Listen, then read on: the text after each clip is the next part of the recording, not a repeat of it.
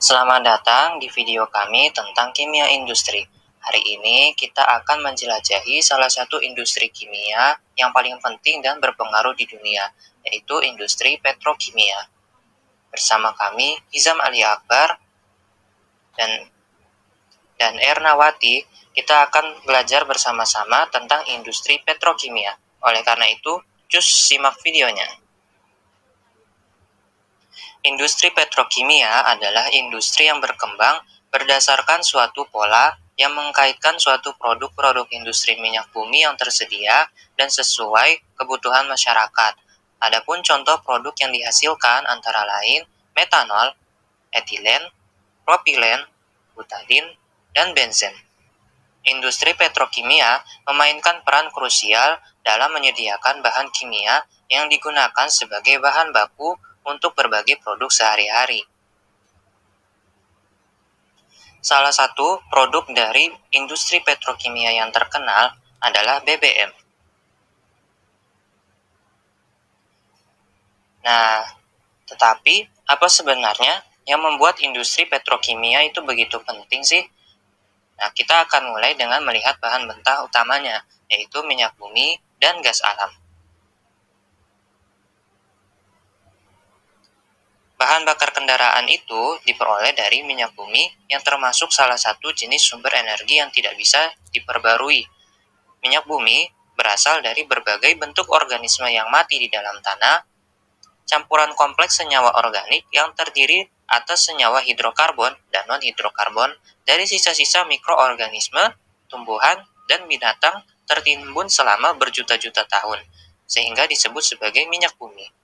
Nah, dalam minyak bumi terdapat senyawa kimia yang terdiri dari unsur-unsur karbon, hidrogen, oksigen, sulfur, halogenida, dan logam.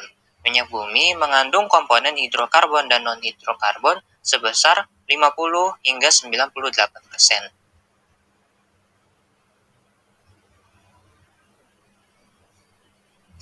Salah satu perusahaan yang mengolah minyak bumi menjadi bahan bakar adalah PT Pertamina. Nah, apa sih PT Pertamina itu?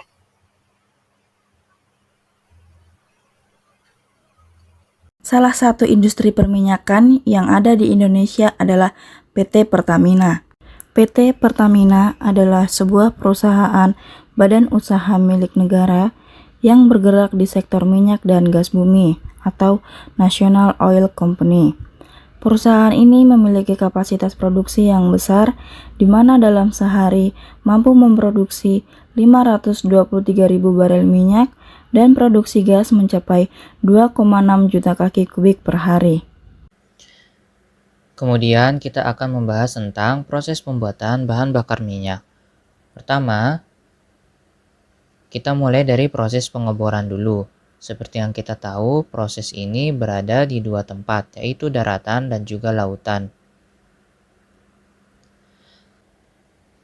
Secara garis besar, mau itu daratan ataupun laut, semuanya memiliki prinsip kerja yang sama. Pada fasilitas pengeboran minyak yang ada di darat, proses pengeboran minyak dilakukan dengan menciptakan sumur minyak untuk membuat sumur minyak, yaitu pertama permukaan bumi dibor. Pada langkah ini dilakukan dengan menggunakan bantuan menara hidrolik setinggi 60 meter yang bisa menahan beban hingga 450 ton atau seberat 120 mobil. Bor yang digunakan berputar sebanyak 50 hingga 120 kali dalam 1 menit. Setelah itu hasil pengeboran disemen untuk memperkuat lubang yang sudah diciptakan. Kegiatan ini kemudian terus diulang hingga nantinya bor mencapai sumber minyak. Kalau sudah ketemu minyak ini akan mulai dipompa ke daratan dan dikumpulkan dalam penampungan raksasa untuk di laut. Proses penampungan ini berbeda dengan di darat, karena minyak mentah diangkut menggunakan kapal tanker. Tentunya proses ini memiliki resiko yang tinggi, di mana sudah terjadi beberapa kecelakaan tumpahan minyak yang akhirnya merusak ekosistem di lautan. Kemudian minyak bumi yang baru didapatkan masuk ke tahap selanjutnya, yaitu proses distilasi. Dalam proses ini, minyak mentah pertama kali dipanaskan dalam sebuah tabung tinggi. yang proses kerjanya yaitu pemanasan dengan melibatkan suhu yang super panas yaitu 370 derajat Celcius. Proses ini akan membuat minyak mentah berada dalam bentuk gas yang kemudian didinginkan dan kembali menjadi bentuk cair. Di sini minyak mentah yang didestilasi akan berubah menjadi beberapa bentuk berdasarkan titik didihnya.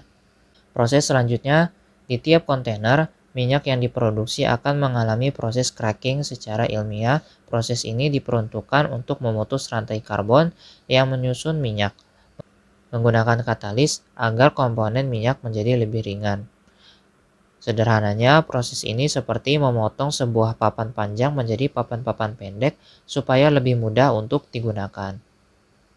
Lalu pada kontainer minyak, yaitu kontainer untuk nafta, secara penampakan sudah hampir mirip dengan bensin. Namun kalau ditelusuri lebih dalam, ternyata terdapat rantai hidrokarbon yang membentuk nafta, sehingga lebih rumit daripada rantai hidrokarbon bensin yang lurus. Karena struktur inilah, nafta masuk dalam proses selanjutnya yaitu proses reforming, yaitu pembentukan ulang dengan melibatkan beberapa aspek seperti zat katalis suhu dan juga tekanan struktur. Nafta yang rumit tadi dibentuk ulang menjadi lebih sederhana. Dengan adanya perubahan ini, nafta yang tadinya tidak bisa digunakan layaknya bensin sudah bisa digunakan setelah kedua tahapan tadi. Selanjutnya yaitu proses polimerisasi atau juga dikenal dengan proses penggabungan.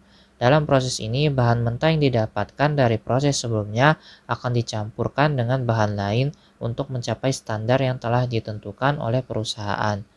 Contohnya adalah bensin. Dalam proses ini, bensin akan dicampurkan dengan bahan lain seperti asam kuat untuk mendapatkan kadar oktan yang ditentukan. Bensin berubah menjadi berbagai macam seperti premium, Pertalite, Pertamax, dan Pertamax Turbo berdasarkan angka oktannya masing-masing. Jika proses penggabungan sudah selesai, minyak yang dihasilkan akan masuk ke kontainer berikutnya. Di penampungan ini, minyak akan melalui proses treating yang dilakukan untuk mendapatkan minyak yang lebih bersih dan lebih bermutu. Hal ini dilakukan supaya minyak yang dihasilkan bisa lebih ramah terhadap manusia dan juga untuk lingkungan. Dalam proses ini biasanya perusahaan minyak akan melakukan beberapa pembersihan dengan istilahnya seperti cover sweating untuk menghilangkan bau tidak sedap, solvent dewaxing untuk menghilangkan parafin acetate, treatment untuk menghilangkan lumpur, dan yang terakhir yaitu desulfurizing untuk menghilangkan kandungan sulfur yang ada di dalam minyak. Sehingga proses pembersihan ini sudah selesai, maka minyak yang dihasilkan siap untuk diangkut lalu didistribusikan ke tempat penyaluran BBM seperti pom bensin. Selanjutnya, kita akan membahas nilai oktan atau research octane number. Nilai oktan atau research octane number adalah ukuran standar kinerja mesin atau bensin. Semakin tinggi bilangan oktan, maka kompresi mesin yang bisa ditahan bahan bakar sebelum mengalami ledakan di ruang bakar akan semakin tinggi juga. Beberapa nilai oktan antara lain Pertalite adalah bahan bakar bersubsidi dari Pertamina yang mempunyai nilai oktan 90. Pertamax adalah bahan bakar Pertamina yang mempunyai nilai oktan 92. Pertamax Turbo adalah bahan bakar dari Pertamina yang mempunyai bilangan oktan 98. Pertamax Racing adalah bahan bakar dari Pertamina yang memiliki bilangan oktan 100.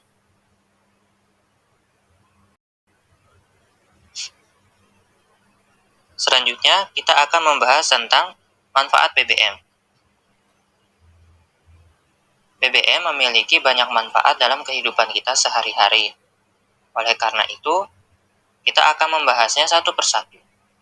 Yang pertama adalah manfaat minyak bumi bagi kehidupan manusia adalah sebagai bahan bakar untuk melajukan kendaraan. Yang kedua adalah banyak industri mengandalkan BBM sebagai sumber energi untuk menjalankan mesin dan peralatan produksi. Kemudian juga BBM menjadi bahan baku untuk berbagai produk kimia. dari plastik hingga karet sintetis. Berbagai produk kimia dibuat dari hasil pemrosesan bahan bakar minyak. Lalu bahan bakar minyak seperti aftur adalah bahan bakar yang digunakan oleh pesawat terbang. Kemudian, BBM berperan penting dalam sektor pertahanan dan keamanan. Bahan bakar ini digunakan untuk menggerakkan kendaraan militer dan pesawat tempur yang berperan dalam menjaga keamanan suatu negara. Yang terakhir adalah BBM masih berperan sebagai sumber energi cadangan yang dapat digunakan dalam situasi darurat atau ketika energi terbarukan tidak dapat mencukupi kebutuhan energi.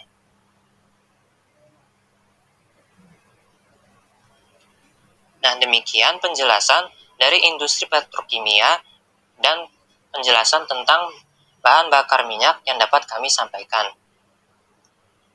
Terima kasih sudah menonton video ini. Jangan lupa like, share, dan subscribe. Kami ucapkan terima kasih.